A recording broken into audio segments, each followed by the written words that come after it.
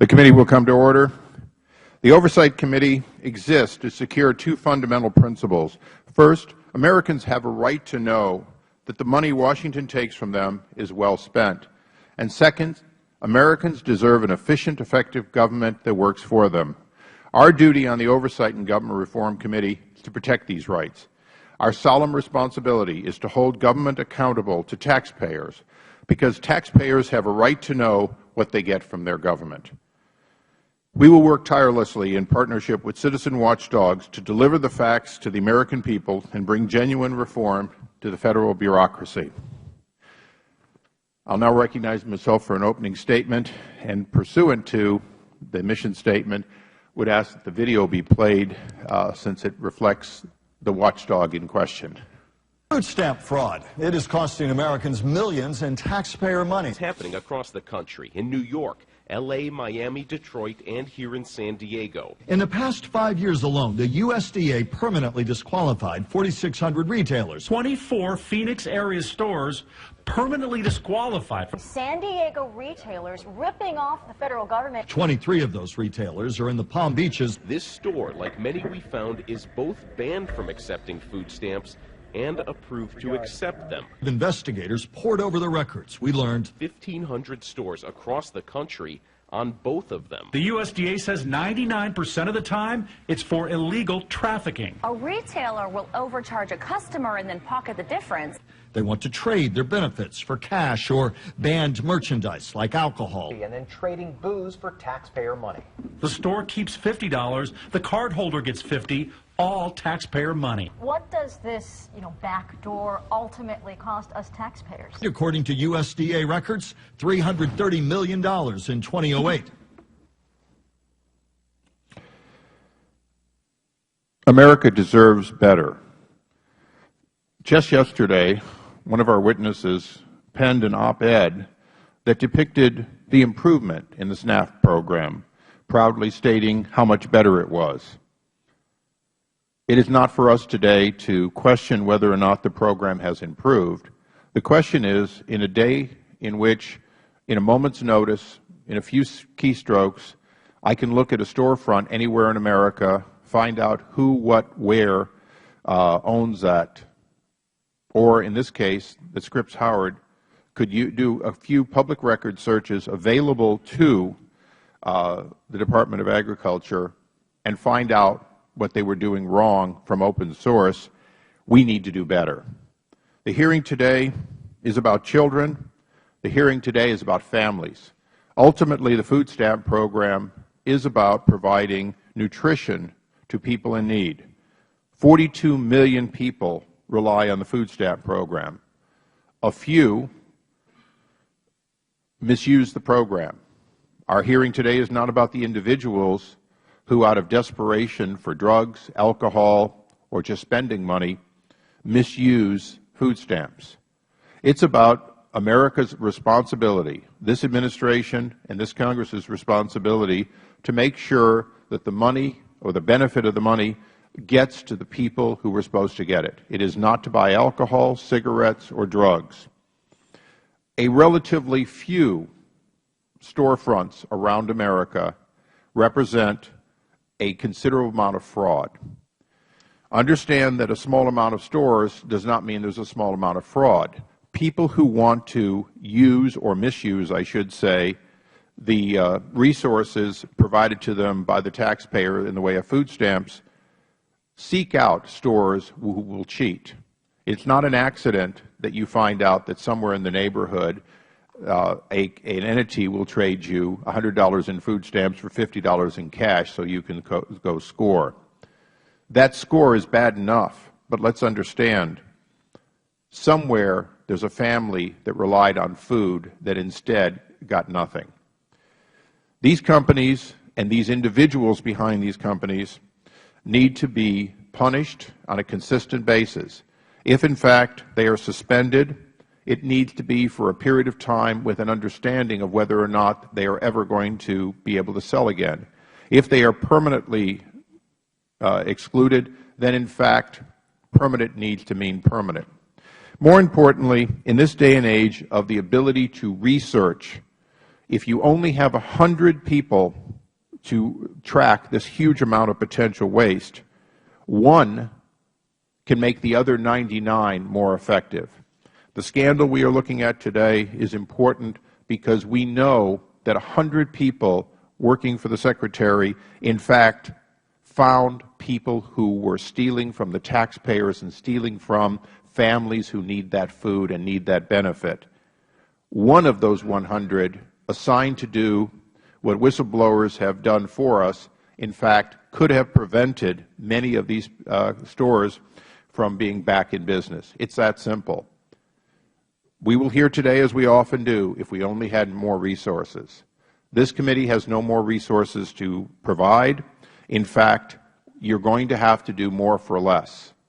That's more oversight, more accountability, with less money available for that, and more need by people on the food stamp program. Ultimately, we're going to hear testimony that on both sides saying we're doing a better job, and we're going to hear people saying you're not doing well enough. Both can be true. America, in fact, expects both to be true. Continuous improvement, but in fact, never satisfied that we've done enough. With that, I recognize the ranking member for his opening statement. Well, thank you very much, Mr. Chairman. I welcome today's opportunity to conduct oversight of the SNAP program, which is has one of the most vital missions of any government program, and that is to prevent abject hunger in homes all across America. And I'm so glad that you said that this hearing, amongst other things, is about children. Mr. Chairman, thank you for agreeing to invite the minority's witness, Ms. Jennifer Hatcher of the Food Marketing Institute. Since this hearing is about store owners, I thought it was appropriate to invite them. Ms. Hatcher's organization represents 26,000 supermarkets and food stores across the country that implement the SNAP program on a daily basis. I also want to thank you for allowing our minority witness to appear on the first panel with everyone else. You did not have to do that, but you did, and we are indeed grateful. Let me start by emphasizing a very critical point. Nearly half of the beneficiaries of the SNAP program are poor, hungry children. SNAP currently serves 46 million Americans with incomes at or below 130% of the poverty level. According to USDA, 47% are under 18 years old. SNAP also serves millions of people who are elderly or have disabilities. SNAP has never been more critical than it is today. The 2008 financial crisis drove more Americans into poverty than any other time since we started tracking this data. The collapse of Wall Street and the evisceration of trillions of dollars in household savings forced millions of Americans to turn to this critical safety net, and it has been there for them. While the need for the SNAP program is at an all-time high, fraud within the program is at an all-time low. SNAP is one of the most efficiently run federal programs with one of the lowest fraud rates of any government benefits program. Fraud has declined from approximately 4 cents of every dollar expended in 1993 to only 1 cent of every dollar expended today.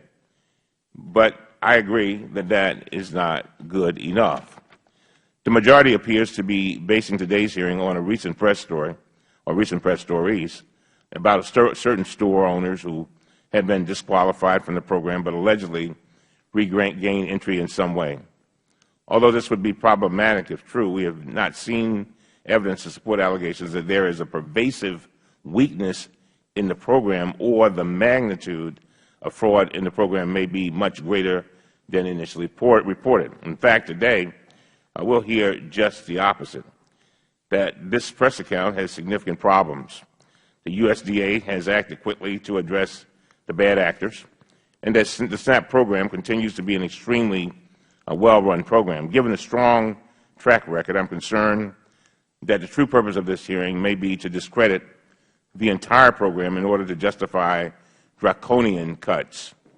Last year, every Republican member of this committee voted to convert SNAP program into a block grant program and slash its funding by $127 billion over the next 10 years, a massive reduction of almost 20%. Again, I go back to what you said a little bit earlier, Mr. Chairman. In part, this is about children.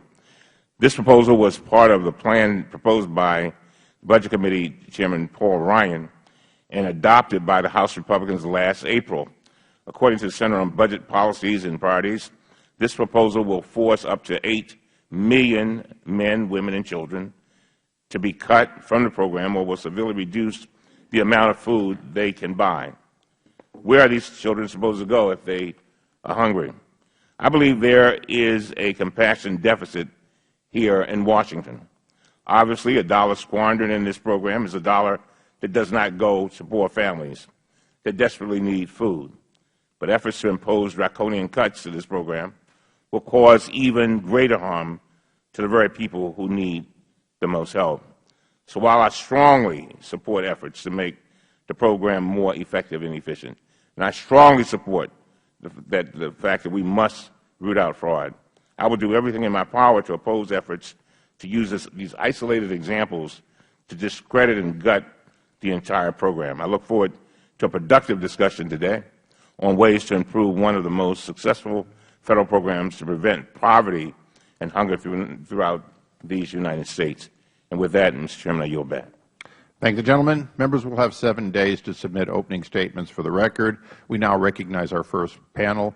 Mr. Kevin Concanon is the Undersecretary for Food, Nutrition, and Consumer Services at the USDA. Prior to his service at the Department of Agriculture, he served as Director of 3 different state government departments of Health and Human Services, Maine, Oregon, and Iowa. Welcome. Ms. Phyllis Fong is the USDA Inspector General and has served the Department for 10 years. She is also concurrently serving as the first chairperson of the Council of Inspector Generals on Integrity, Efficiency, and in fact, in that role, you may be aware that this committee would like to pass on to that Council greater authority, including potentially subpoena authority. That remains one of our long-term goals if we can convince the Senate of the importance of investing in Inspector Generals. Ms. Jennifer Hatcher is the Senior Vice President of Government and Public Affairs for the Food Marketing Institute. Prior to joining FMI, she served as chairperson for Chairman Spencer Bacchus as his Chief of Staff. Lastly, Ms. Faulkner is Inspector General of the Commonwealth of Pennsylvania. Prior to becoming Inspector General, Ms. Faulkner was a law partner at the Philadelphia office of Ballard Spall, LLP. She has had a lengthy career, not that lengthy, you're too young, in public service as an Assistant U.S. Attorney, Deputy Attorney General of Pennsylvania, and Philadelphia Public Defender. That is a lot to pack in a short time. If you would all rise pursuant to our committee rules, all witnesses are to be sworn. Please raise your right hand. Do you solemnly swear or affirm that the testimony you are about to give will be the truth, the whole truth, and nothing but the truth? I do. Let the record reflect all witnesses, please be seated, answered in the affirmative. This committee historically tends to have a soft gavel. As I informed the witnesses ahead of time, we have a vote on a district work period last working day. I know my people. They will not return. So in order to not have you wait an hour for a relatively small period afterwards, if we have not concluded by the time of the vote, we will end at that point. As a result, I will hold everyone on your side very close to the 5 minutes. I will hold my own people close to the 5 minutes, not just for questions, but for your answers. So I ask all the members on the dais to please include time in your 5 minutes for both questions and a reasonable period for witnesses to answer. And with that, Mr. Secretary, you are recognized for 5 minutes.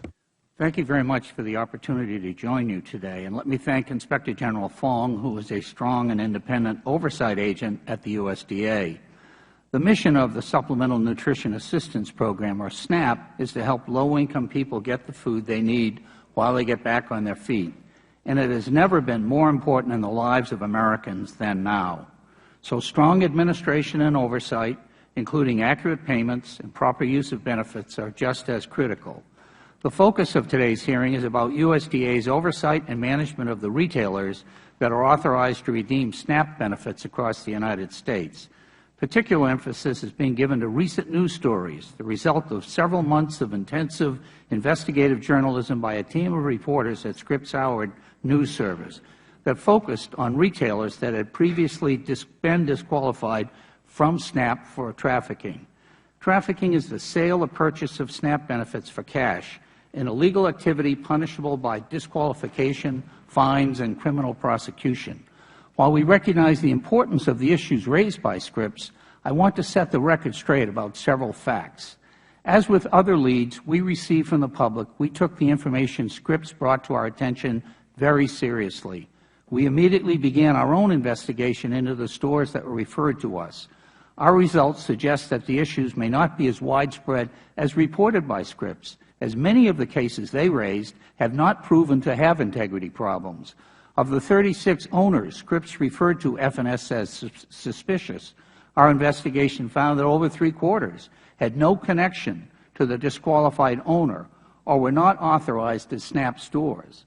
The remaining quarter have been either disqualified, charged, or withdrawn from SNAP. One is under criminal investigation by the OIG.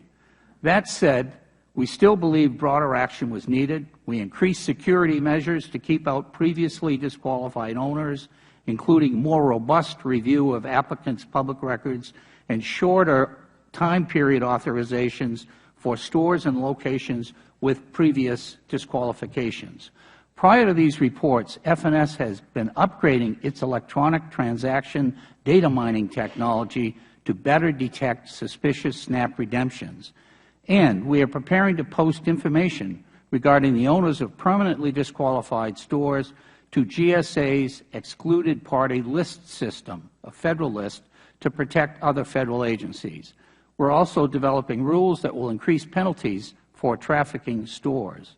Combating fraud has long been a USDA priority over the last 15 years, and I believe the charts are rotating up here. You will see one of those charts reflects various initiatives we have taken over the years. We are not yet satisfied, and USDA continues to work closely with our partners to fight trafficking. In fiscal year 2011, F&S reviewed over 15,000 stores, conducted nearly 5,000 undercover investigations, and sanctioned or punished 2,000 retailers.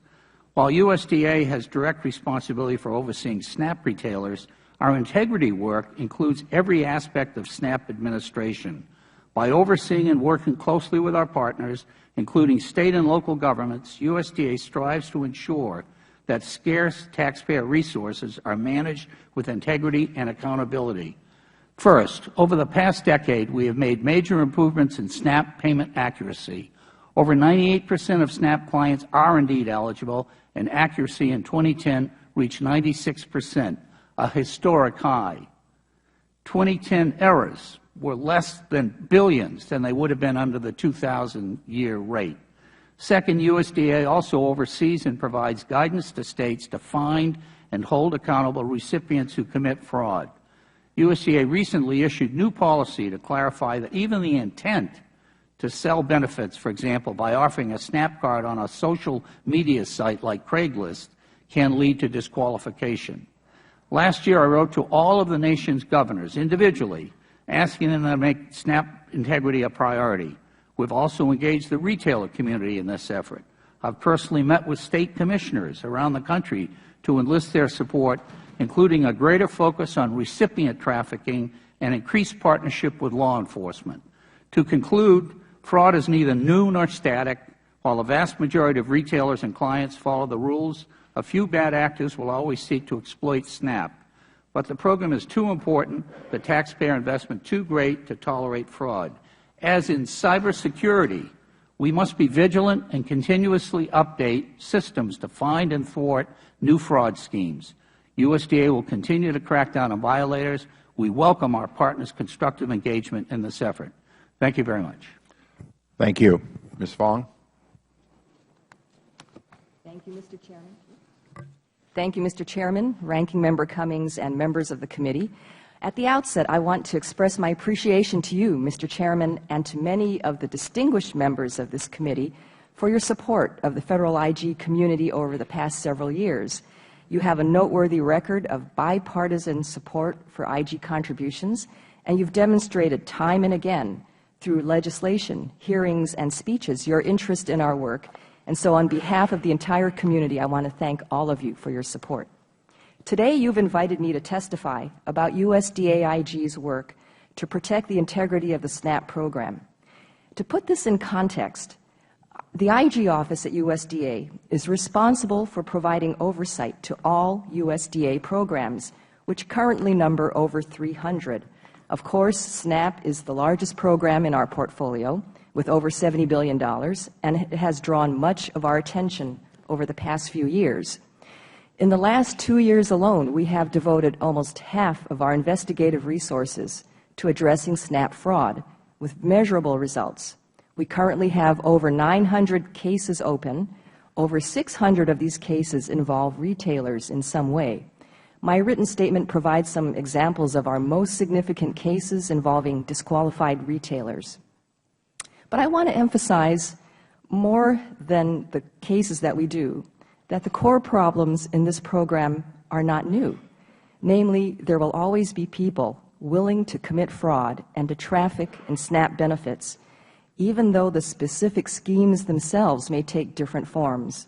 And so we, as an IG office, have been working on these issues with FNS, our partners, and with state and local agencies for many years to address these issues. And I can assure you that we have cases right now going on in every region of the country, and our agents are continually adjusting their work to deal with new schemes as they arise. While it is important to investigate, prosecute, and bring to justice wrongdoers, these actions alone will not fix the problem.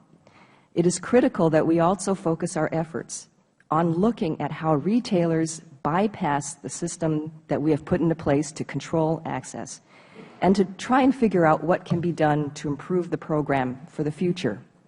And to this end, we have issued several audits over the past few years with recommendations for corrective actions.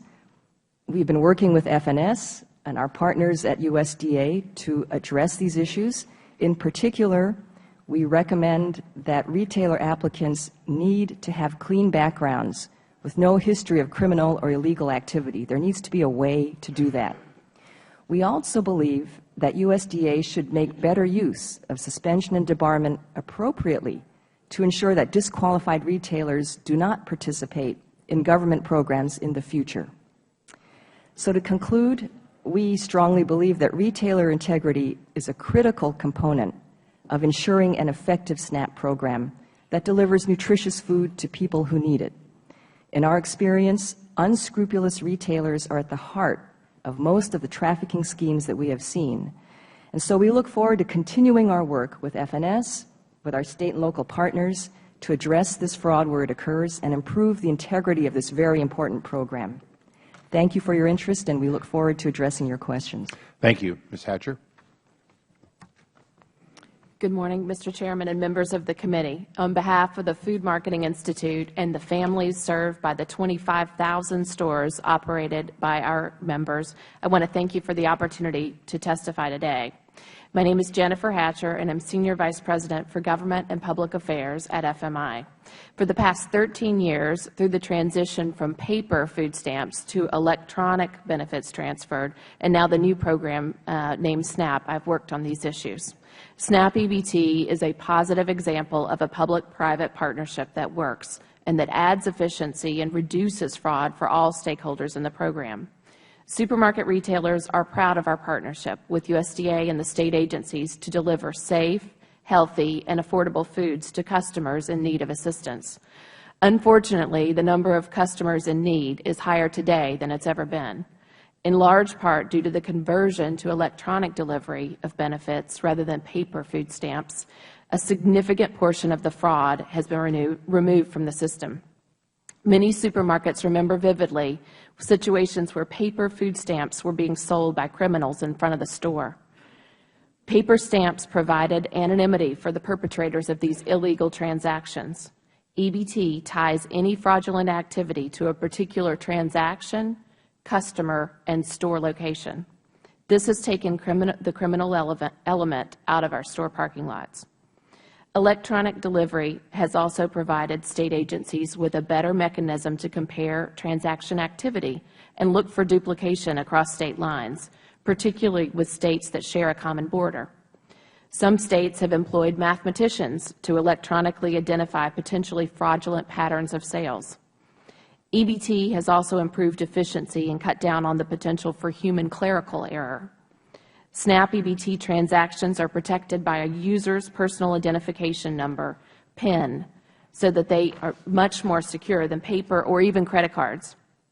FMI members take their responsibility as authorized food stores for the delivery of these benefits very seriously. Being an authorized SNAP retailer is part of their identity and their reputation in their communities, which is very important for them to protect. After reviewing the Scripps report and the associated list of disqualified retailers, we found no FMI members on the list and agree that those who impugn the integrity of the program should be removed. Fighting fraud before it happens is critical, and I thought I would share some of the steps our supermarket members take to prevent fraudulent activity in their stores. First and most important is training. FMI member companies conduct on-site and off-site training for both their associates and their managers in the rules and regulations that govern SNAP transactions.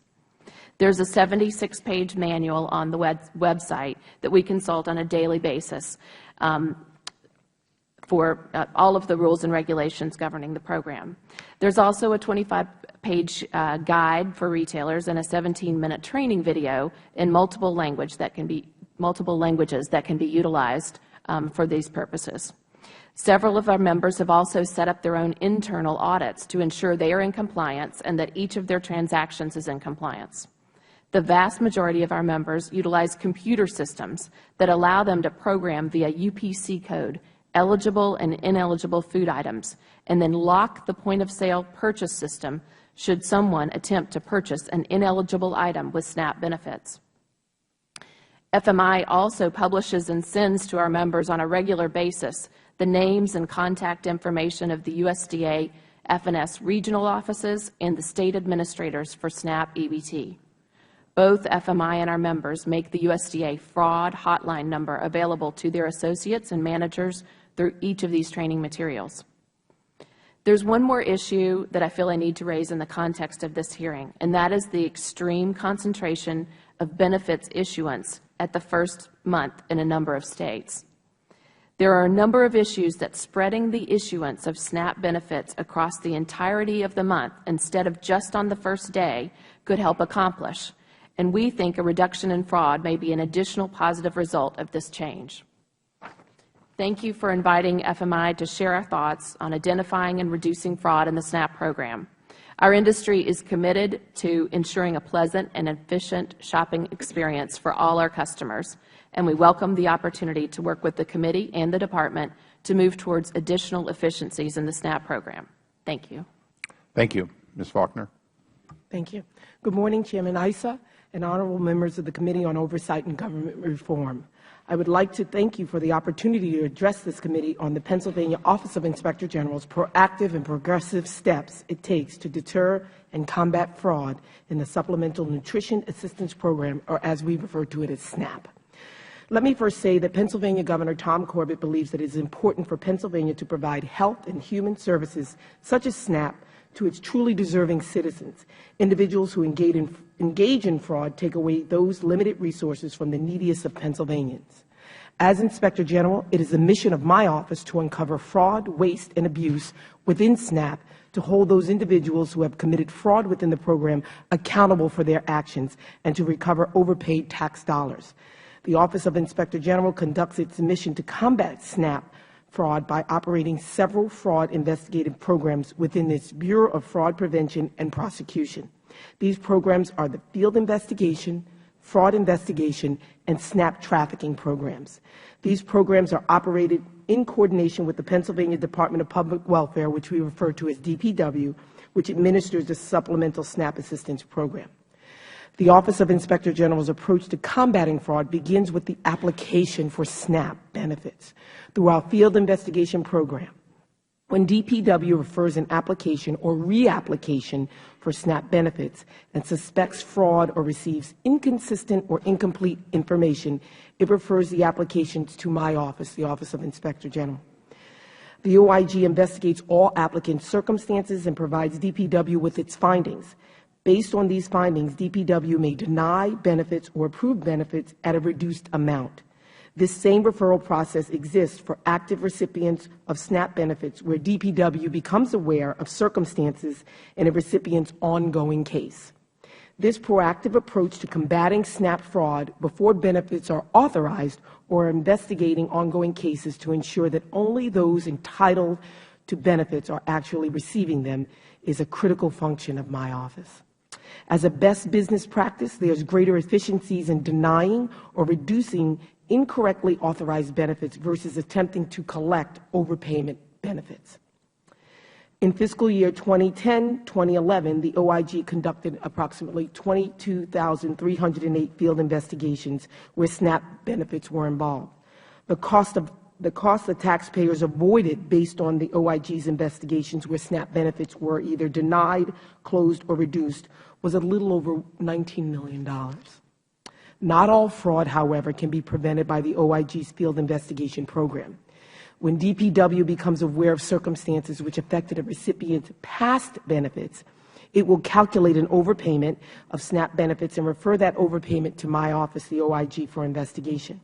The OIG, in its fraud investigation program, conducts investigations on overpaid SNAP benefits and determines if the overpayment was due to the recipient's willful intent to defraud the program. Investigations where the OIG is able to substantiate that fraud occurred either criminally prosecuted or adjudicated through an administrative hearing.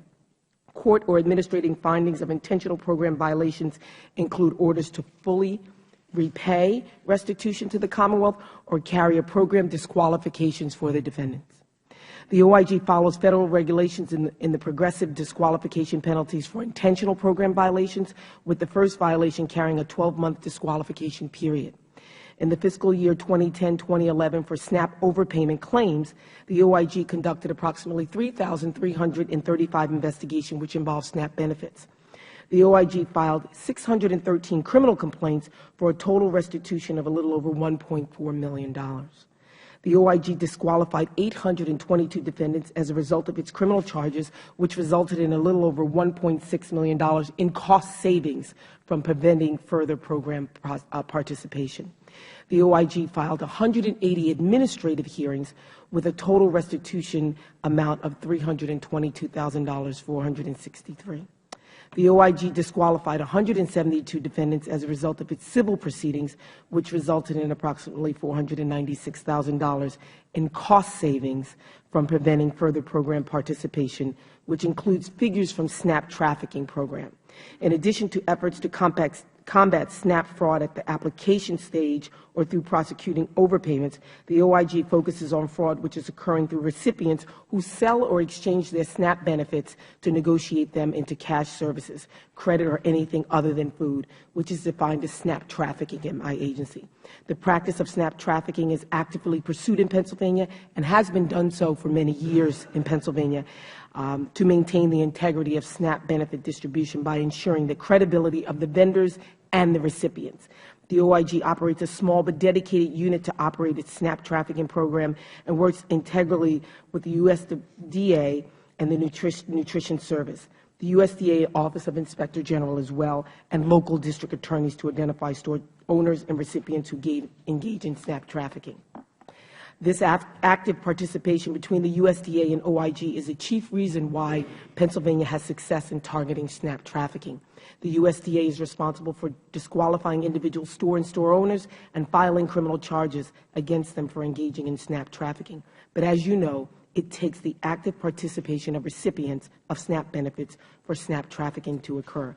The OIG's responsibility in its partnership with USDA is to actively pursue the recipients who traffic their benefits and hold them accountable for their actions, including criminal prosecution, obtaining repayment of illegal transactive benefits, and disqualification from the program. Thank you. I'll now recognize myself for 5 minutes. Ms. Faulkner, a lot of what you were talking about, of course, are people who receive the benefit and abuse it.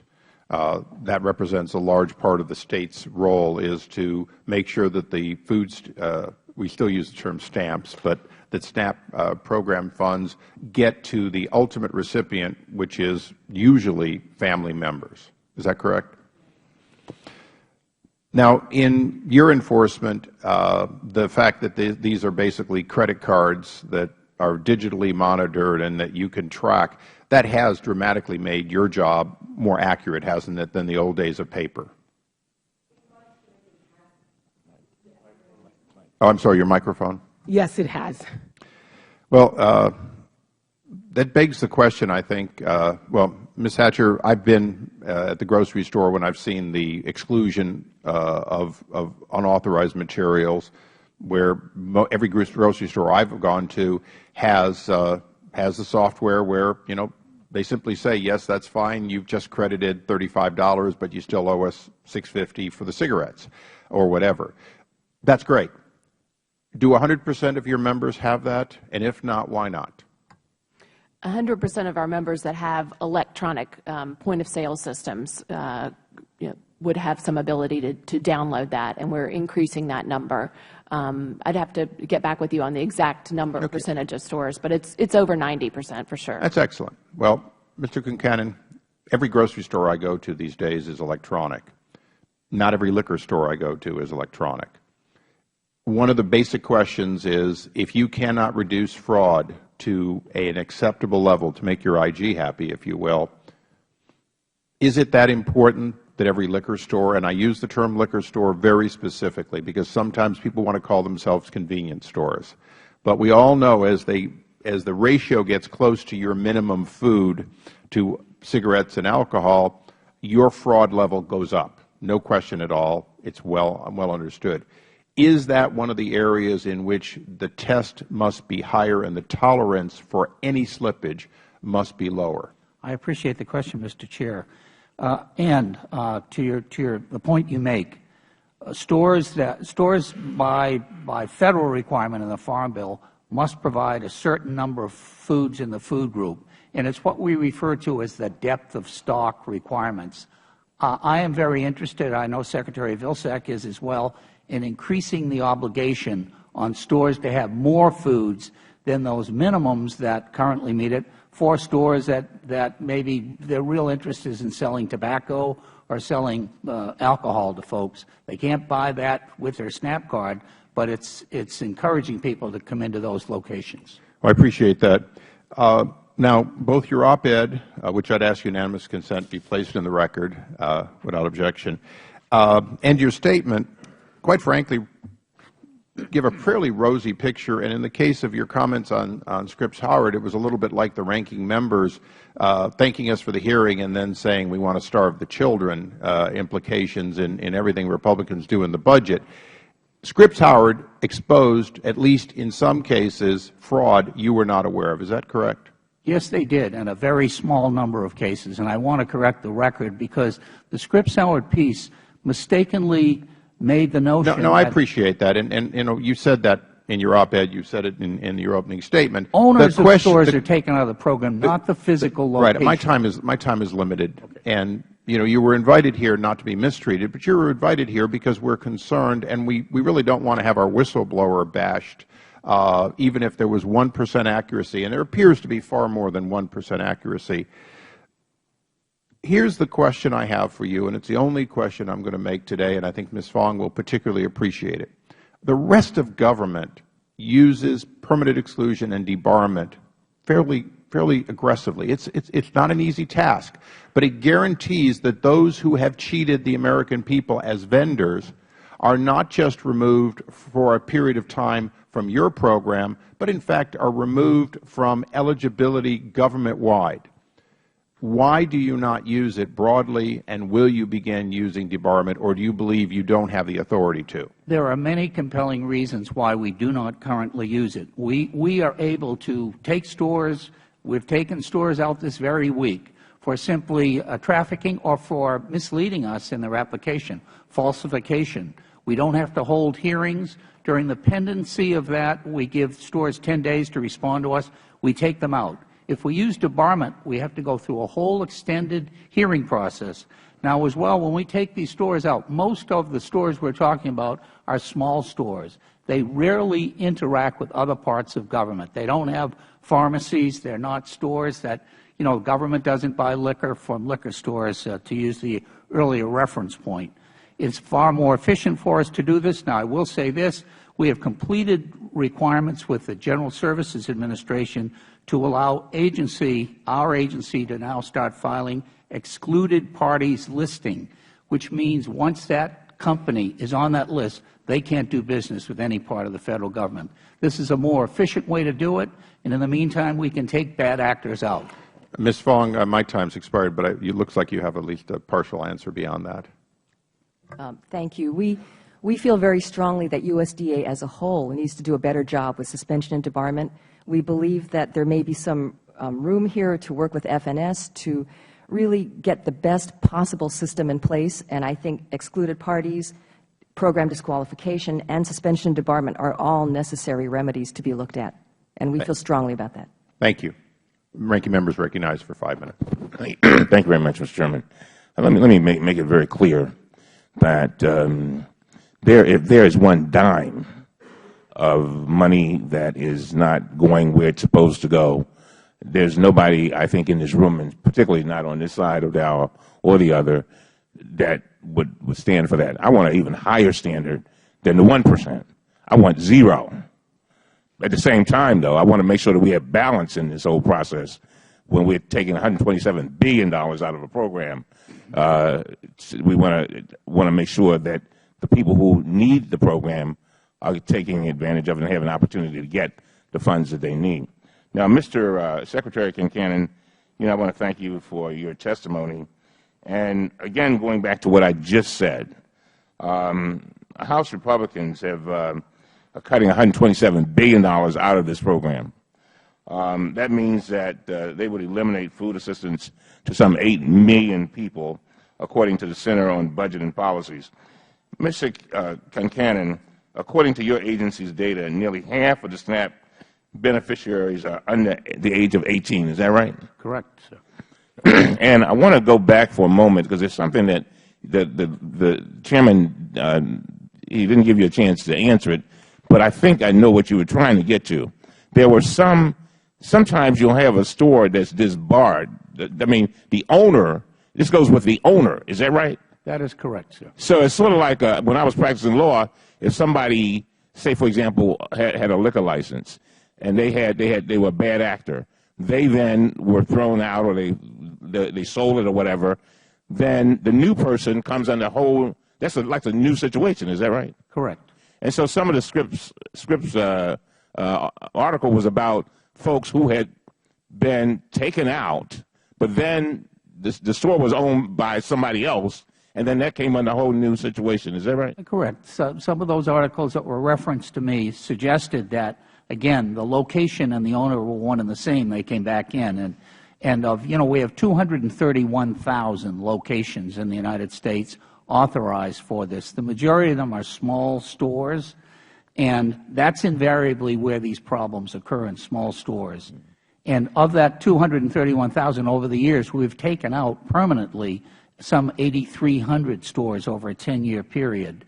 And in about just over 1,200 locations of that 8,300, more different owners came and are operating the program. So it's not the same as saying that same person came back, but in fairness to Scripps Howard, they found a small number in that 36 that I showed here earlier that had slipped back into the program by falsifying their applications. And we have strengthened, on the basis of working just in the past 2 months, strengthened the requirements for a variety of vetted pieces of information that will assure us that there's no connection whatsoever to a prior owner.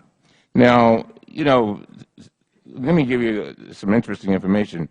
My good friend Senator DeMint down there in South Carolina introduced legislation to cut the SNAP benefits provided under the Recovery Act. The Pennsylvania Governor, Tom Corbett, announced a plan to disqualify anyone under the age 60 who has more than $2,000 in savings and assets, which would prevent families from working towards self-sufficiency. The mayor of Philadelphia called this proposal, and I quote, one of the most mean-spirited and asinine proposals to come out of Harrisburg in decades. Other states have pursued similar proposals. In Georgia, a bill was introduced to require beneficiaries to obtain mandatory, quote, personal growth, end of quote, activities. Now, Mr. Concanon, do you know what these personal growth activities are, and do you know how they would be implemented on the national level or the state level? I am unfamiliar with that. I've seen references to that in the media, but I'm unfamiliar with the specifics of the bill. Now, we all know that there will be instances of fraud, and we all agree that we need to be vigilant to prevent fraud before it happens and prosecute it in all of these cases. But according to your data, fraud rates in this program have been going down, not up. Is that right? That is correct. Do you concur with that, Ms. Fong? They've been going down? We are aware of FNS's studies that say that. We have not personally assessed those studies, and we plan to do some work on that. Okay. And now, Mr. Concanon, they have dropped to an all-time low record of less than 1%. Is that right? Correct, sir. All right. I know the chairman got about a minute and a half longer, but I'll, under the circumstances. No. Yeah. Yes, would you just answer that? We have been working very closely with states across the country, both to reduce what's called the improper payment level, meaning individuals get more than they should or less than they should. That's less than 4%, what was traditionally an 8% number. And in the case of trafficking, as was mentioned earlier, I think by the Chair, in the era of paper coupons, it was much more widespread. The electronic benefit card has considerably brought that down. That and other work with states. And it is 1% was the last study we did. We're going to do another study later this year to update that on trafficking. But it's 1%. It's one of the best records among Federal programs. But that's not good enough for you, is it? It is not. I'm not satisfied with that even. Very well. Thank you.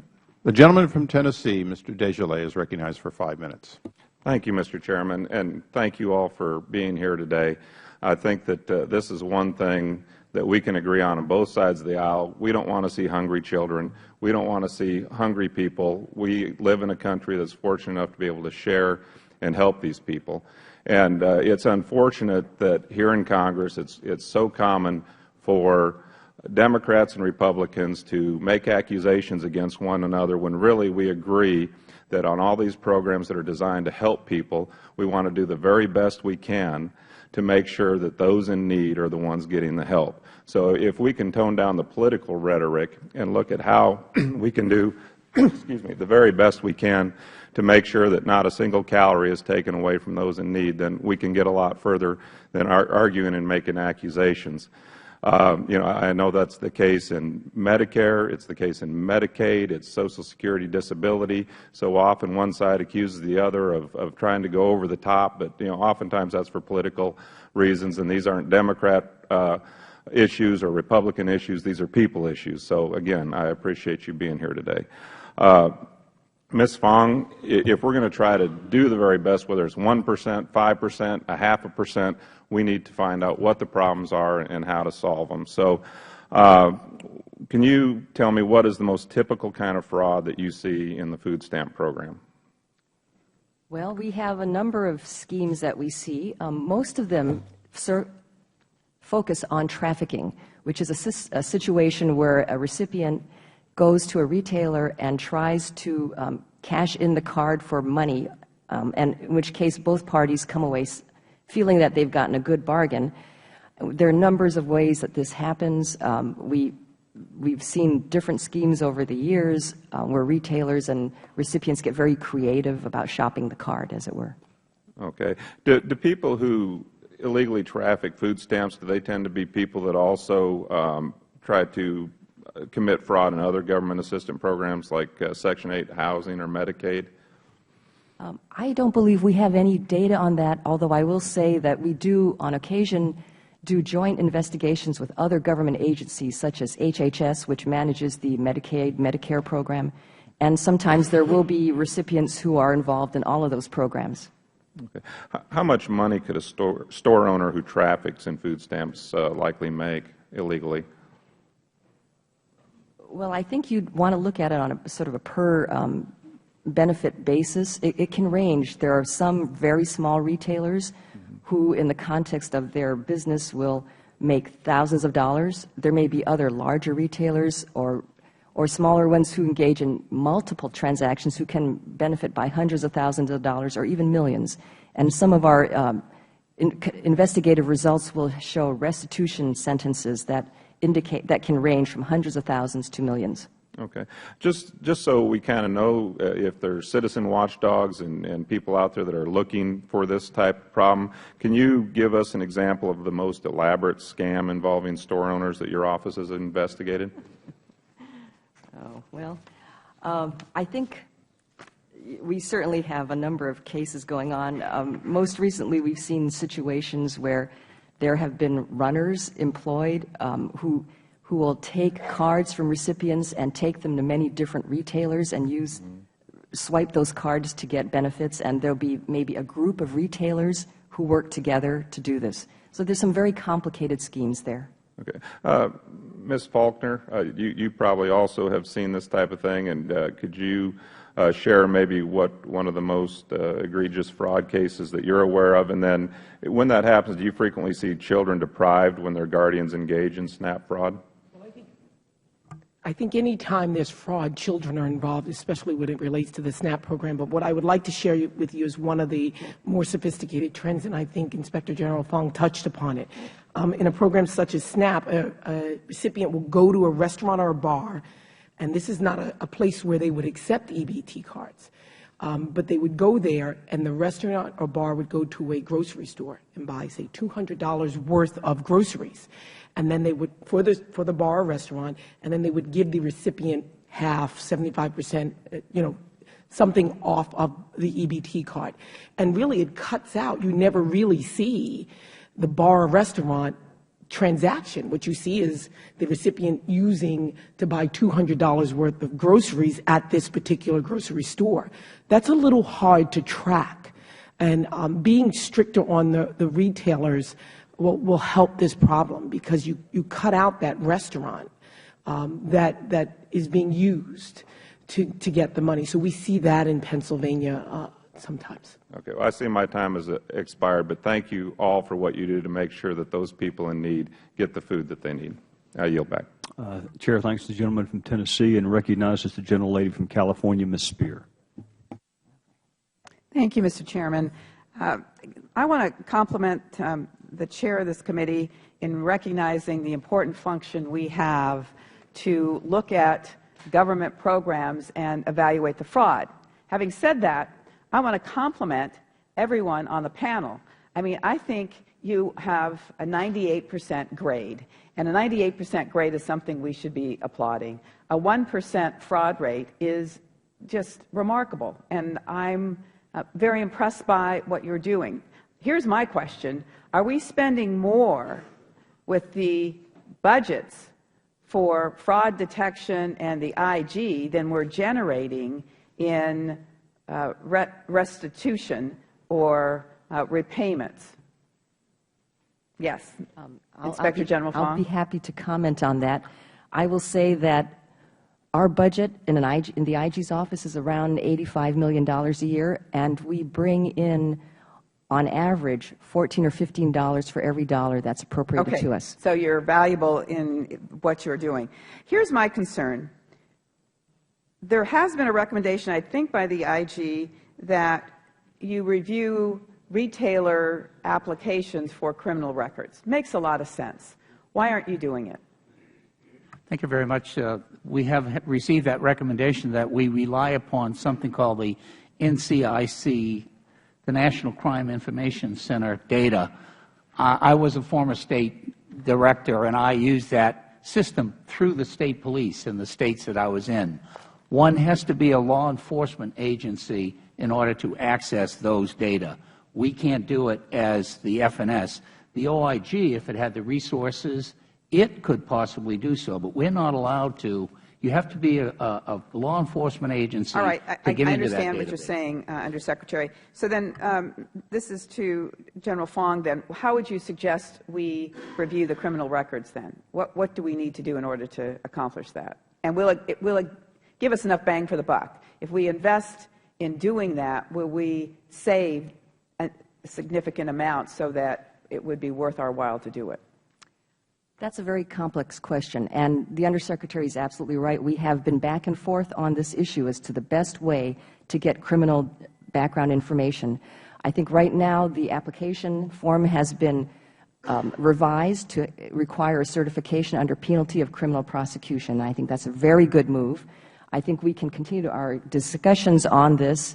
Right now, we do not have the authority as the IG's office to run these kinds of NCIC checks for a program purpose. So we will need to do some further consultation. Well, you know, we're able, I know in California, to do background checks for child care providers. So I can't believe that the Federal Government, as talented as it is, cannot find a way to create a means by which this background check can take place. So I would encourage the committee to pursue this and find a way to achieve that. The other issue that I wanted to draw attention to was this issue of suspension and debarment.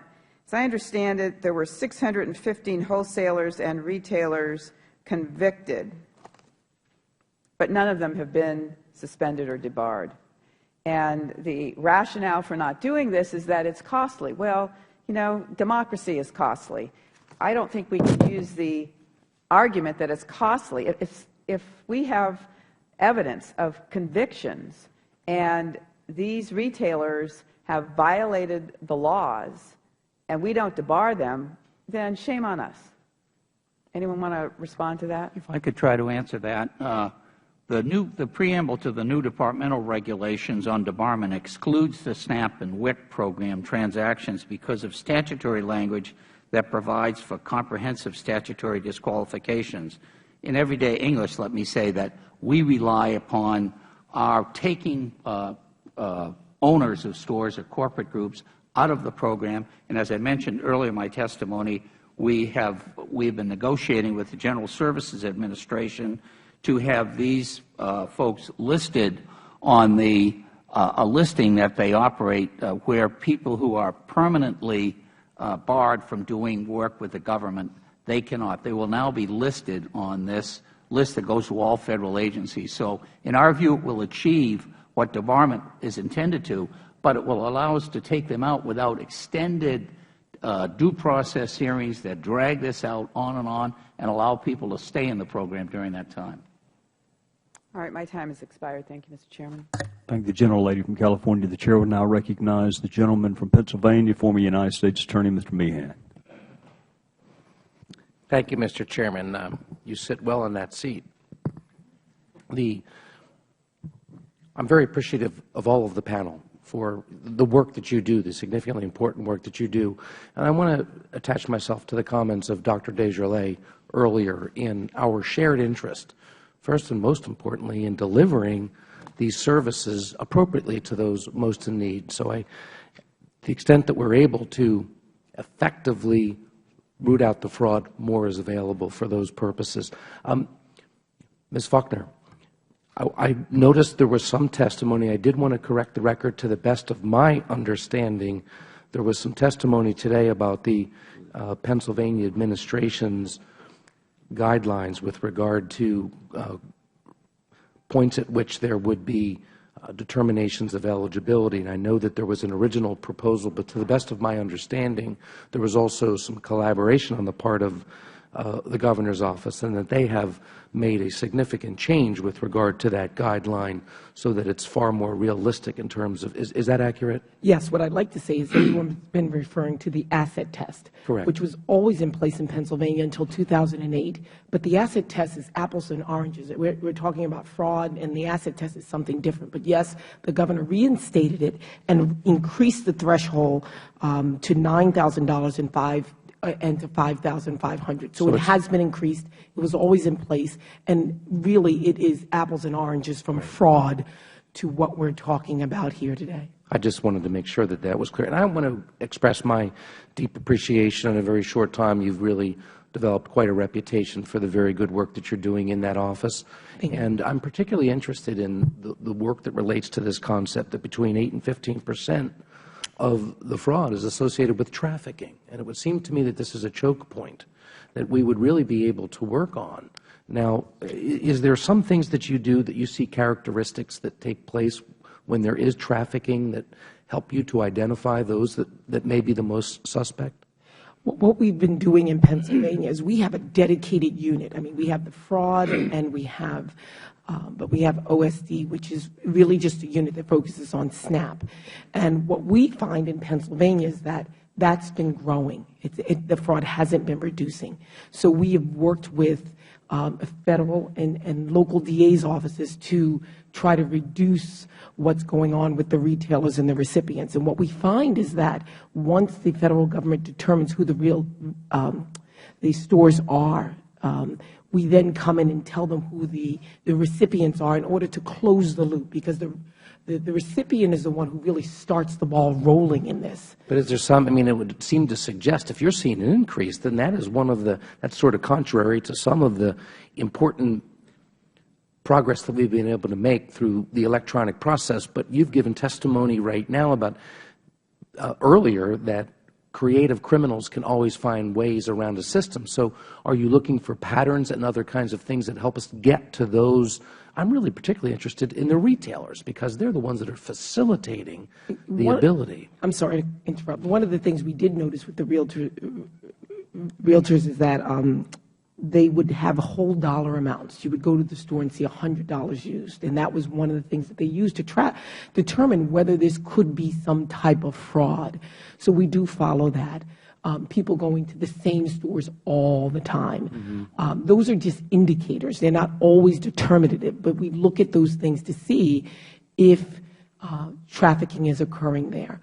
And we have, like I said, a small unit in the office right now, a supervisor and 3 people working on this entirely. We are hoping to expand it more. That's what we see in Pennsylvania, that there's a need to investigate this more. I can't talk about the federal government or other states, but in Pennsylvania, we see a need to Do states work with other states so that while you're looking at patterns within your own state, are you able to check with New Jersey or Delaware or Maryland in any way to determine whether you're matching your efforts to see if there's patterns that exist among some of the same individuals? I think the concern is, I did reach out to New Jersey. They handle their snaps differently. Every state is different. So I have personally done some reaching out.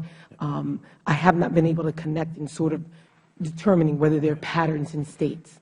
All right, well, thank you. And I just, as a former prosecutor, I am sort of quite surprised by the concept that we aren't able to take the very simple information that's contained in the NCIC, one of the fundamental databases that we use oftentimes. I would really appreciate the work of you individuals to help us identify what we can do. I would be delighted to work with the gentlelady from California to assist you in those efforts. If we can facilitate the basis to do what seems like a very common sense thing, I would ask your assistance in following up and submitting to us whatever recommendations you have that would make it easier. And I once again applaud the work of each of you for the efforts that you do. Thank you. I thank the former distinguished U.S. Attorney from Pennsylvania, Mr. Meehan, and now would recognize the gentleman from New York, Mr. Towns. Thank you very much, Mr. Chairman. Let me begin with you, Mr. Concannon. Can you explain to me what kind of quality control system the SNAP program uses to ensure that only people who are truly eligible for SNAP are actually receiving it? What do you have in place to detect it? Thank you very much. As was mentioned at the outset, I was the State Health and Human Services Director for 25 years in 3 states. And of all of the Federal and State benefit programs that are administered, the Food Nutrition Service, long preceding my time here, puts a particular emphasis on what is referred to as the quality control error rate, meaning people need to be eligible for the program, so they have to demonstrate, in fact, their eligibility by virtue of pay stubs or other sources of information. They also we have to make sure that when I present myself, I am who I say I am. And that QC program, that error rate has gone from historically up in the 8 to 9% range down to below 4%. And that has been achieved by encouraging states to use multiple databases. So, for example, in the states that I worked in, when somebody would come in and apply, Mr. Concanon would check against the Labor Department, we check against IRS, we can check against the child support program list for new hires every state has to maintain. Social Security has something called the Social Security list. The U.S. Department of Health and Human Services has another list, the acronym of which is PARIS, P-A-R-I-S. And now some 47 states rely on that database alone. Back in 2000, only 16 states used it. And the Office of the Inspector General, among others, has urged us to make sure that states make use of these particular databases. So there are a variety of ways to assure, one, I am who I am, and that when I report my income, it is that which is truly income that is coming into my household. Let me ask you this. How does the SNAP error rate compare to other Federal programs? I believe, I haven't really tracked them lately, but I can tell you that I think it's one of the best among Federal state benefit programs. And I know that at a state level, governors' offices, I know this very directly, pay careful attention when the QC error rate is made known to each state. We do this individually. We punish the states that fall below certain minimums around QC error rates, and we reward states who do an outstanding job in that regard. Right. Let me ask you, Mrs. Fong, I think it was you that mentioned the amount of indictments. I think it was, my question to you would be, what is the conviction rate? Sometimes we read about indictments and and that's all we hear. And sometimes people get all excited because there was an indictment, but there's no conviction. So what is your conviction rate? I'll be happy to provide that for the record, but my recollection of the data is that we have a very high conviction rate. It's a significant percentage of our indictments. And the reason I sort of raised this question, I was sort of thinking in terms of the question that the gentlewoman from California raised in terms of your budget versus the amount of money that you bring in, because I was just wondering about that other piece in terms of which is not a part of your budget that would also be a certain amount. I'm not sure in terms of how much. So I was just sort of looking to see in terms of the profit involved here, based on your budget, based on the amount that you're actually retrieving. Yeah, I'm just retrieving some data here, and just to give you a general sense of it, in the last few years, our monetary results in SNAP alone have been almost $30 million, and I think I should just make sure that I provide that for the record, but our conviction rate is close to 50%. Right.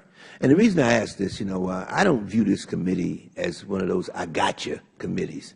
I view it as a committee that's working to save the government money and to make certain that people that are supposed to get service, that they get service, and that we have an obligation and responsibility on this side of the aisle to work with you to try to make certain that that happens. And I want you to know that's my reason for being on it for like 30 years. That's my purpose, and I hope my purpose never changes. Thank you very much, Mr. Chairman. I'll be delighted to yield. Yeah, just real quick. Mr. Concanon, you said you punish the folks states that have the bad error rates. How do you punish them? States, we've sanctioned states or punished them both by we can recover, we can penalize them financially, We send them letters, warning letters, saying basically you're falling below a certain threshold. Now, our goal, obviously, is to get that error rate down so that we provide technical assistance and training, but we put them on notice. And over a period of 5 or so years, I think we've sanctioned some 17 states. I'll make sure I verify that, but that's what I recall. I know it can be a financial penalty. We do pay attention to the performance of states because we know it affects the very consumers that members have been asking about here this morning.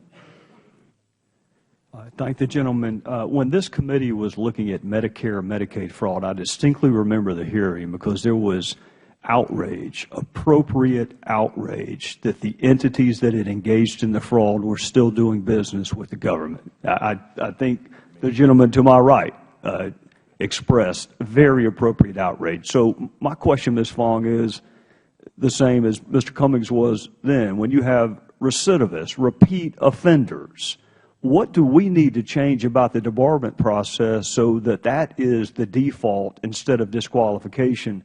Because disqualification is an insufficient penalty to me for recidivist offenders. I believe that the government suspension and debarment process is an effective process. And USDA has implemented regulations, and as a whole, the Department could do a better job of implementing that. I think that there are concerns, as the Undersecretary has expressed, about timeliness and length of time. I think we need to engage in those discussions because my understanding is that if you've got somebody convicted of a criminal felony, that disqualification, while it may be effective vis-a-vis the food stamp program, it's not really as effective for other government programs. And if you've got a criminal conviction, it should be a pretty quick process because the conviction in and of itself is sufficient evidence to proceed. And so it should not take a long time to do this, maybe a month, 2 months. Well, let me say this. I distinctly remember spending 4 days in a courtroom prosecuting a lady for disturbing a school. And I spent 3 days in a courtroom prosecuting someone for throwing an iced teacup at a DEA agent. So resources and time should not be the only barometer by which we decide whether a case should be prosecuted or not, or else we would never prosecute petty crimes. So whatever needs to be changed in the process, I hope you'll give all of us that have expressed an interest in it a list so we can put a little more teeth into the punishments when people systemically defraud the government. I want to move to the gentlelady from California, Mr. Meehan's point about NCIC. You know, NCIC has arrests that don't result in convictions. It has pardons. It has expungements. It has other information that law enforcement may have an interest in seeing, but they're not convictions. But the remedy is very easy because schools do it and churches do it and after-school programs do it. Just have one NCIC trained operator on site and then redact the non-convictions. The notion that we can't do background checks on people who want to do business with the government, people do them all the time. For schools, churches, everyone does it. So, you know, redact the information, go to a law enforcement agency that does track convictions, go to the clerk of court's office. There's a way to get that information other than NCIC. And if there needs to be an exception to NCIC for government agencies that are looking at fraud, I can't speak for the gentleman from Maryland, but I'll be happy to do that, and I don't think law enforcement would resist it one bit. Ms. Fong, you mentioned a 50% conviction rate. I would have been run out of office if I had a 50% conviction rate, and I don't think Mr. Cummings would have been hired as often as he was hired if he had one. Why? That strikes me as a low conviction rate. Is it because you're negotiating a civil punishment instead of a criminal punishment? Does the statute need to be changed? What needs to be done so we don't swing and miss half the time? Let me take a look at that data because I want to make sure that I get you the right percentage, and I'll provide that for the record. And when we do that, we will also provide you with our insights on that. All right. And my final question for you is this. If I wrote the numbers down right, you said there are 900 cases, 600 of which are against retailers. And I think your energies and efforts should be directed towards retailers, but not to the total exclusion of individuals who are providing a market, if you will, for this kind of fraud. So what do your numbers look like on prosecuting individuals who either sell their cards for cash or otherwise engage in fraudulent activity? Let me just generally address the approach that we take on law enforcement. We focus our efforts on the retailers because when we go to the U.S. Attorney's offices for federal prosecutions, they have certain thresholds for prosecution which involve dollar amounts, et cetera. And so the dollar amounts tend to be on the retailer side, which are much higher. When it appears that there are recipients involved, as there usually are, we partner with the state prosecutors because those tend to be violations of state and local laws. And so our most effective approaches are when we do joint work, where we take the retailers to the federal prosecutors, the state prosecutors work on the individual recipients, and we can approach all of those as a global kind of approach. Well, that sounds like a perfect marriage, and you're going to need witnesses against the retailers, and sometimes the recipients make very good witnesses. With that, the gentleman from Massachusetts, Mr. Tierney. Well, thank you very much, Mr. Chairman. I mean, this is exactly the type of oversight that we need to be doing on programs. If we're going to have programs where everybody agrees that we need to reduce hunger and that we agree that fraud can't be allowed, if we're going to have the public support behind it, then I think this is a good thing for this committee to be doing on that basis. In my district, the 6th District of Massachusetts, we had a lot of tremendous groups working very, very hard to try to reduce hunger on that. They've seen a 40% increase in people accessing kitchens, soup kitchens, and pantries. With the economy the way it is, it's been very, very difficult for them. Massachusetts is the only state that I'm aware of that actually has a line item for this type of issue on there, the Mass Emergency Food Assistance Program, but they've sort of level budgeted. So all of my folks that are working real hard on this, when they see a proposal or a 20% cut in the SNAP program, it's panic. They want to make sure that fraud isn't an issue as well, but they want to make sure that they have the resources. When I hear the numbers of 4% down to as low as 1% on fraud, but 20% cut in the budget, I understand why they're looking that way. We have about over 15,000 people in our district that benefit from these programs. I guess 35% of them have a household member over 60, 41+% have a household member under 18. So we're talking seniors and children. So it's important that we get this right. Julie Fontaine, who does our open door program up there, covers Amesbury to Beverly. They serve about 5,400 families. 5,400 individuals, about 2,200 families on that, basically. But then we have Haven for Hunger, Bootstraps. I mean, a lot of people working very hard on that. So we need to know that we're focusing, and this is a situation on fraud that we have to do. But I do make the note, Mr. Chairman, this committee has a broader portfolio. On the subcommittee in which I sit, we've been looking at contracts in Afghanistan, and I just noted on food service, I've asked the subcommittee chairman to have a hearing on that. We just recently had a situation where the Defense Logistics Agency thought that they were overpaying the food distributor in Afghanistan $787 million, and they've asked for that money back. And that's serious, serious money. So we need to do it on this program, and I'm impressed, Mr. Concanon, and that you're continually working on this and your numbers are keeping it down. And we need to do it on right across the board on that because we can't allow it to happen. The focus here is, and what I'm hearing is, you think you've got it down well below 4%, maybe as low as 1%. Is that correct? Correct. All right. And you're trying to get all the new permutations of how people might do fraud. You have a new website? We have a new website we started up a month ago, and we are, later this spring, will be promulgating regulations that increase the financial penalties when a store is taken out of the program and it's sold to a new owner.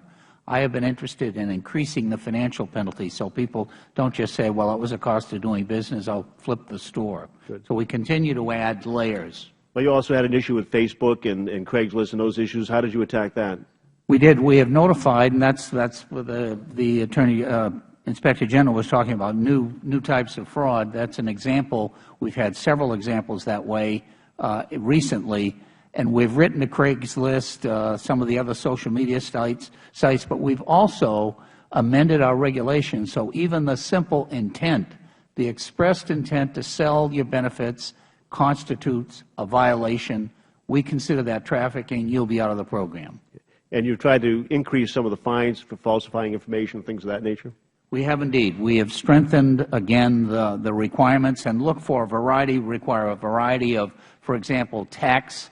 These are particularly from stores, to the earlier comments that were made, on looking for additional corroborating information beyond what we have traditionally sought, and especially so in locations where we've had prior issues. These kinds of issues of trafficking and fraud tend to congregate in the same location. So we want those spots get moved up on our high-risk profiles, but we also want to make sure that we are exhausting every available source of information to us. And I take the Acting Chairman's comments on the debarment issue.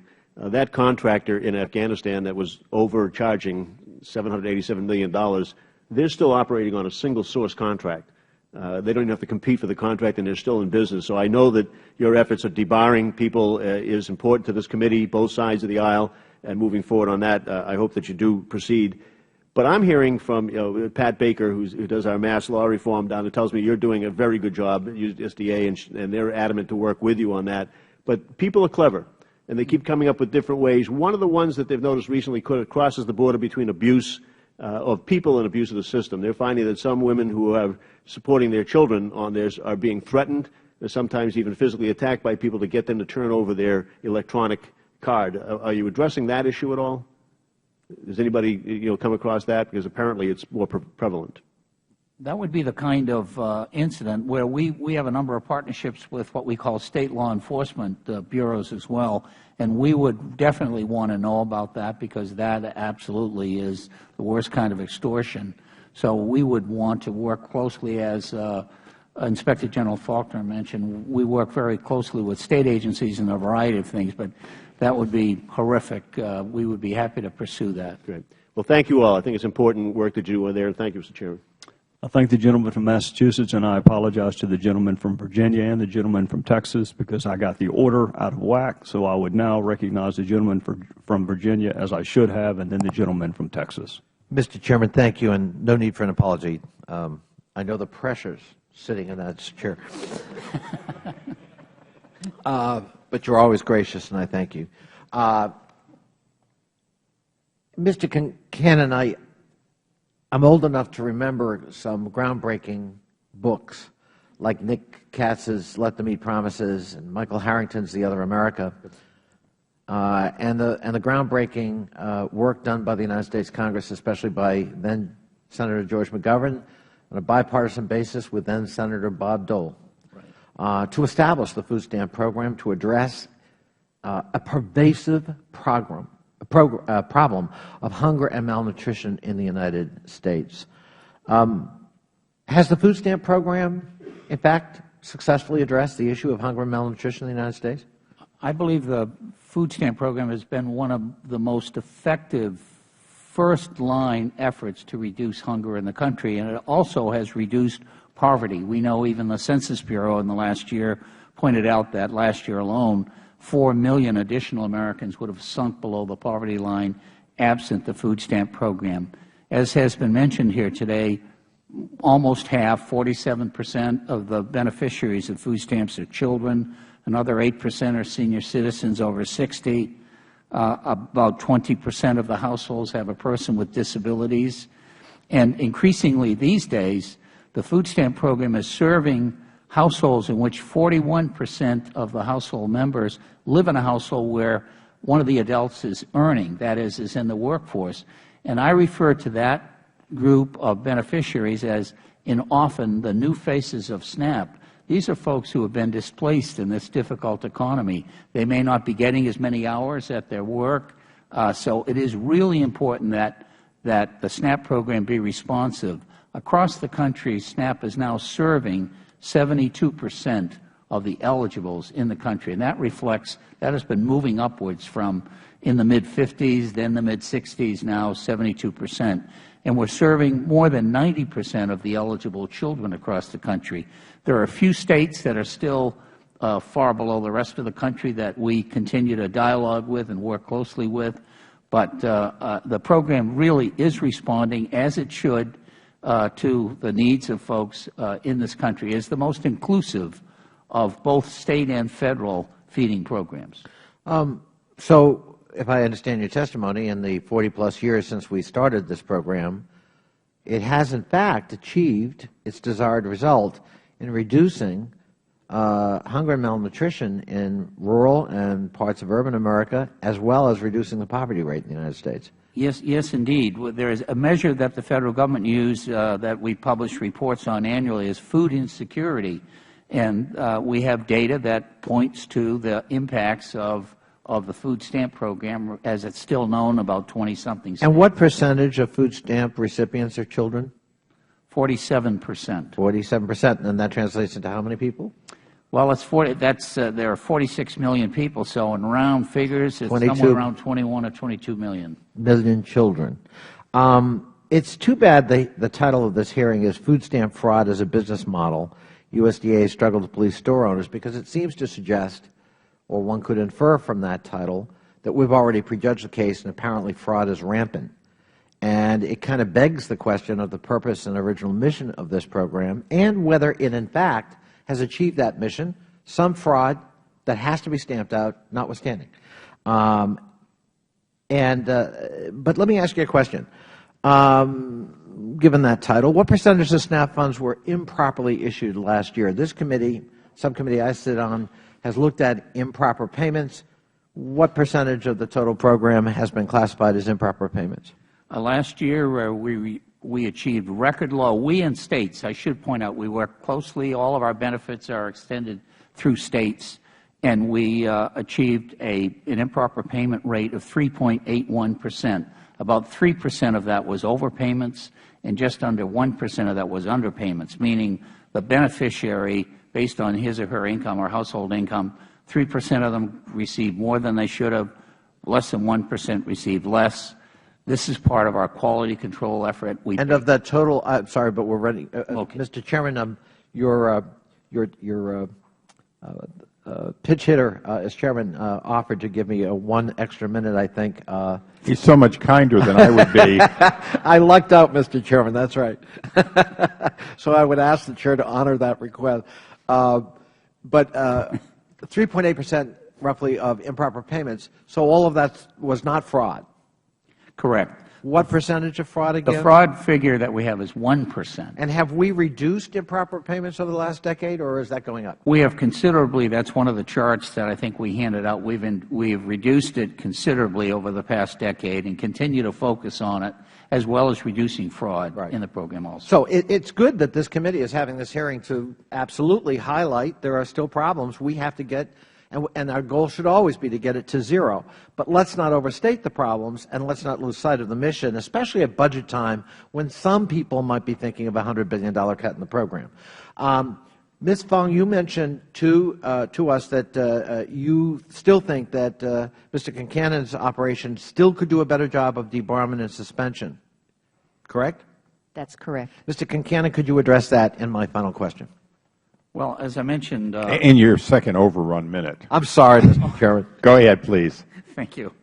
Well, I mentioned earlier that we believe that the approach that we take of moving people out of the program immediately is a more effective way, and to most of the beneficiaries, the stores, I should say, that we're concerned with, don't do other business with the Federal Government.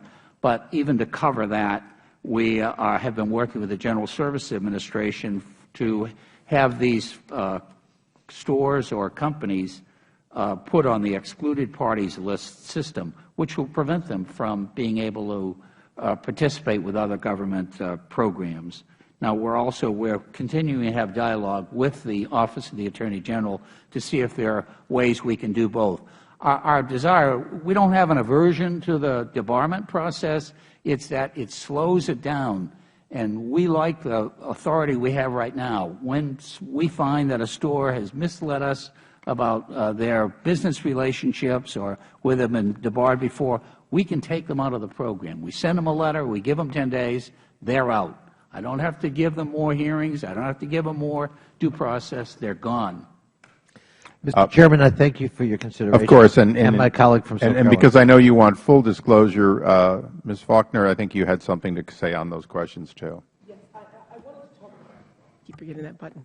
I wanted to talk about what my SNAP trafficking program has found in the fiscal year of 2010-2011. We conducted 584 just SNAP trafficking investigations. We scheduled 158 administrative hearings with a total restitution we received back of over $250,000. We disqualified 77 recipients of SNAP benefits who committed trafficking violations, which really gave us a cost savings of close to $500,000.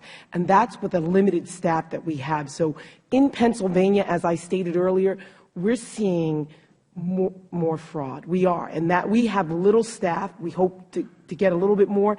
But that was our 2010-2011 alone. And we don't expect it to go down. I know Ms. Fong has previously said that you don't necessarily concur with those figures independently at this point. And I would only ask that since the Secretary said that they're going to redo them again, I would hope that we could expect them to be mutually agreed to by metrics that then you could essentially concur with.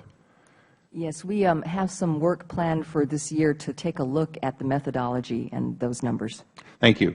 We now go to the gentleman from Texas, Mr. Farenthold.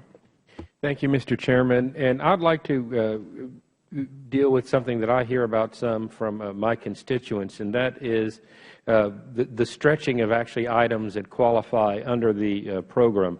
For instance, I received a photograph from a constituent of a sign outside of a place that prepares pizzas to order. They just don't cook them. So apparently it qualifies under the letter of the law, but certainly I wouldn't think under the spirit of the law. The sign out there says it accepts the Lone Star card, which in Texas is our method for doing that. And you also see an instance of grocery stores and convenience stores also offering quite a few hot food items that I would think would not qualify under the program. What are y'all? I guess I'll address this to Ms. Fong. What are y'all seeing with respect to that, and what can we do to combat that? We, as far as I know, have not received any allegations along those lines that would indicate fraud or criminal activity. I would defer to the Undersecretary because I think it's really a policy question. All right. Mr. Secretary. I'd be happy to try to answer it. To the second part of your question, when you look at, first of all, consumers in the program cannot buy hot foods, period. They can buy frozen foods. And there are pizza chains that have been admitted into the program over time. I mentioned earlier in my testimony, one of the definitions of who's eligible for the program in terms of the 231,000 providers is set in the statute through the Farm Bill. And it requires a minimum number of certain food groups. It's what we refer to as the depth of stock requirement. And I would like to see that strengthened.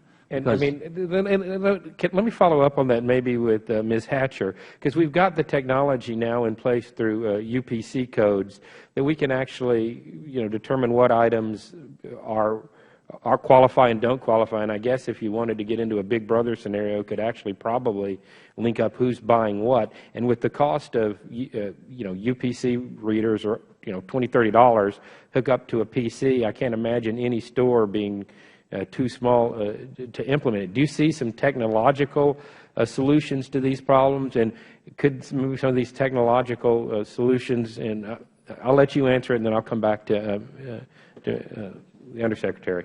Sure. Well, I guess in the question about hot foods, that one is already taken care of now because our members, and we educate them very clearly, hot foods are not eligible. And we code in anything that's a hot food item as ineligible in the store. And then I think his question on the pizza thing is, it would depend exactly. If it's a frozen pizza in the frozen section, then it would be eligible. If it's a heated pizza that's over in the deli area, would not be eligible. It just strikes me, a made-to-order pizza, cooked or not cooked, is stretching it. And Mr. Undersecretary, that's No, that's fine. I guess my question to you is, do you see a technological solution? Again, another complaint that I hear consistently from constituents is people will go in and buy highly processed food with low nutritional value. I mean, I don't want to get in the business of dictating what people do and don't eat, but to some degree you get in our money, our rules. I mean, what do you see as an optimum situation there? Unfortunately, on the processed food question, I'm not talking about those mini carrots that come from larger carrots. I'm talking about processed food that has too much sodium and too many trans fats and so on. All of us, unfortunately, as Americans, we eat more processed food than any country in the world. So we are trying, through another part of that I have responsibility for, the Center for Nutrition Policy, to encourage Americans to eat healthier, more fruits and vegetables. My Plate, it's a very simple, but I think a very effective icon. So, and we are also encouraging access to farmers markets for our, in your case, Lone Star beneficiaries, to try to nudge them, direct them to buying healthier, often locally grown foods. But I'm also still, I remain very interested in increasing the requirement for these small stores to have better choices of fresh foods, healthier foods for people, rather than just the overabundance of processed food. I see my time has expired. Thank you very much. I thank the gentleman. All time has expired. I want to thank our panel of witnesses. I think this was informative. Contrary to what might have been perceived, this was a limited hearing, limited to businesses who, in fact, defraud the government and deny our children, that 22 million or more children, the receipt of the actual food rather than trading 50 for 100. Our intention is to allow for at least 5 days for members who were not able to get here for questions to supplement by asking all of you questions. Would you agree to respond to them if you get them in writing? Certainly. I want to thank you. I also would like to ask unanimous consent that any witness who thinks of something that you didn't say that wants to supplement their own record be allowed to do so. Without objection, so ordered. We stand adjourned. Thank you. Yes, yeah, no, sure. Well, thank you too. Yes, outstanding. Thank you. Great, really great. Nice to have. Yeah.